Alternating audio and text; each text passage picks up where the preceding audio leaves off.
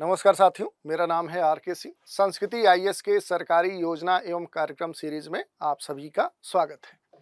इस सीरीज के अंतर्गत आज हम जिस टॉपिक की चर्चा अपने इस एपिसोड में करने वाले हैं वो एक मिशन है। मिशन क्या है? तो मिशन है तृष्णा मिशन। तो हम देखेंगे कि आखिर ये जो मिशन है ये चर्चा में क्यों है, इसके साथ इसके जो लक्ष्य हैं, उद्देश्य हैं, इसकी जो विशेषताएं हैं, उन सारे बिंदुओं पर संक्षिप्त रूप से प्रकाश डालेंगे। तो चलिए देख लेते हैं, एक एक करके सभी बिंदुओं पर हम चर्चा कर लेते हैं। सबसे पहले हम बात करें कि आखिर ये जो तृष्णा मिशन है ये चर्चा में क्यों है। एक आर्टिकल लेते हैं जिसमें ये कहा गया है कि we are sharing state of the art expertise with ISRO for Gaganyaan, French space agency chief. ये किसका कहना है? तो जो फ्रांस के जो स्पेस एजेंसी के जो चीफ हैं उनका ये कहना है। इसी कारण से ये चर्चा में है, जिसमें ये कहा गया है कि अगर हाल ही में हम देखें तो फ्रांसीसी जो अंतरिक्ष एजेंसी है सेंटर नेशनल डी एटीट्यूड्स जो स्पेशियल्स है उसके जो अध्यक्ष हैं उन्होंने कुछ खास बातें कही हैं।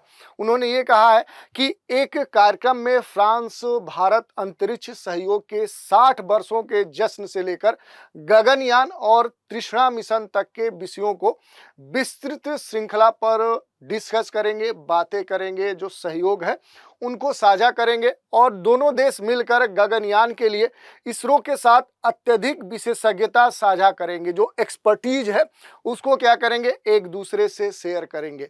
और ये किसका कहना है? तो फ्रांसीसी जो अंतरिक्ष एजेंसी जो प्रमुख है इन्हीं का ये कहना है। इसके अलावा अगर हम बात करें तो फ्रांसीसी अंतरिक्ष एजेंसी जो Centre National de Etudes Spatiales है, इसके अध्यक्ष जो फिलिप बैप्टिस्ट हैं, ये खास तौर पे इस कार्यक्रम के दौरान कई सारे जो विषय हैं और खास तौर पे अंतरिक्ष से जुड़े हुए जो भारत और फ्रांस के बीच में जो चर्चा का कह सकते हैं कि कारण रहे हैं या दोनों के बीच में जो सहयोग रहे हैं, जो साझा रहे हैं, उन पर खास तौर पर इन्होंने अपनी बातें रखी।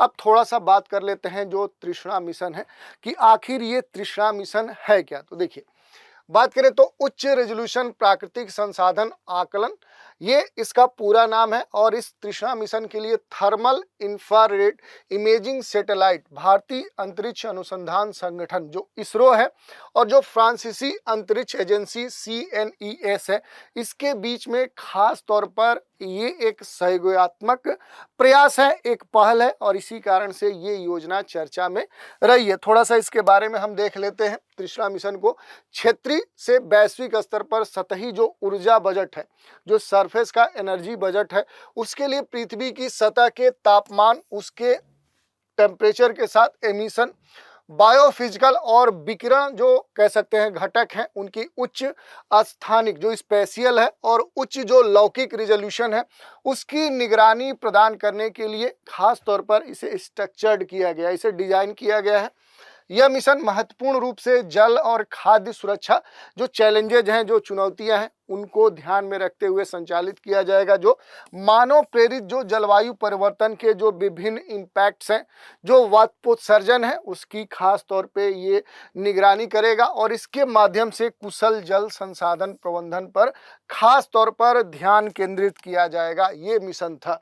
अब थोड़ा सा इस मिशन के प्रमुख जो उद्देश्य हो सकते हैं उन पर हम चर्चा कर लेते हैं। तो उद्देश्य क्या है कि जो जलवायु है, जो संसाधन प्रबंधन है, जो रिसोर्स है, उनका मैनेजमेंट कैसे किया जा सकता है, इसके लिए हाई रेजोल्यूशन थर्मल इमेजिंग यानी इसके आगे और बढ़ना है, इसको और विकसित करना है और पृथ्वी की सतह का जो तापमान है, वनस्पति जो स्वास्थ्य है, जो वेजिटेशन से जुड़े हुए विभिन्न समस्याएं हैं या जो स्थिति है, इसके अलावा जो हाइड्रोलॉजिकल साइकिल है, जो जल चक्र है, इसकी जो गतिशीलता है, इसके उच्च स्थानिक और लौकिक संकल्प अवलोकन प्रदान करने के लिए खास तौर पर इस मिशन को डिजाइन किया गया है। तो ये हमने देख लिया कि आखिर इसकी विशेषता क्या थी। इसके कुछ अन्य जो उद्देश्य हो सकते हैं, जो लाभ हो सकते हैं, उस पर हम चर्चा करें तो इसे शहरी जो ताप द्वीप हैं उनके व्यापक मूल्यांकन के लिए, ज्वालामुखी जो विभिन्न गतिविधियां हैं, वोल्केनिक जो प्रोसेस है, एक्टिविटीज है, भूतापी जो संसाधन है, उनसे जुड़ी हुई तापी विसंगतियों का पता लगाने के साथ जो आइस्ड है, जो ग्लेशियर हैं, वो जो मेल्ट हो रहे हैं, उनके पिघलने से होने वाले जो अपवाह हैं और ग्लेशियर की जो गतिशीलता है उसकी सटीक जानकारी, उसकी निगरानी करने के लिए ये मिशन खास तौर पे संचालित किया जाएगा। यही नहीं, यह मिशन एरोसॉल ऑप्टिकल की गहराई और वायुमंडलीय जो जल वाष्प है, जो बादल का कवरेज है, और उस पर खास तौर पे ये जो उससे जुड़े हुए जो महत्वपूर्ण डेटा होंगे उनको भी प्रस्तुत करेगा। तो ये हमारे लिए इस कारण से काफ़ी महत्वपूर्ण है।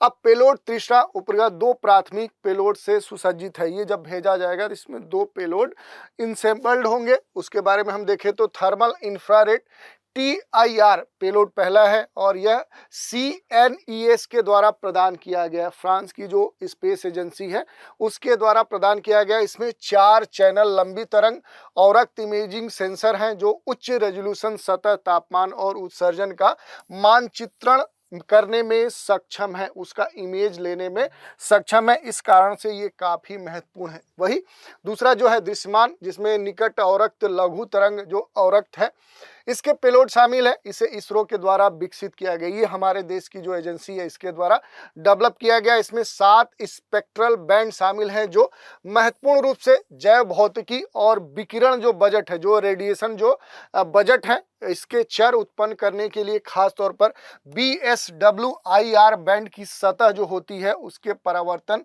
और विस्तृत मानचित्रण के लिए खास तौर पर इसे स्ट्रक्चर्ड किया गया है, इसे बनाया गया है। तो ये हमने देख लिया कि आखिर जो तीसरा मिशन है ये है क्या, इसे क्यों प्रारंभ किया जा रहा है, क्यों चर्चा में है, इसके महत्व क्या है, इसके उद्देश्य क्या है, इसके लक्ष्य क्या है, और इससे जुड़ी हुई जो महत्वपूर्ण विशेषता हो सकती है जिसको जो कह सकते हैं सैटेलाइट इसके लिए भेजा जा रहा है उसमें पेलोड कौन से हैं, उनकी क्या विशेषताएं हैं, उन्हें कौन बनाया है, ये सारी बातें थी जिन पर हमने चर्चा की।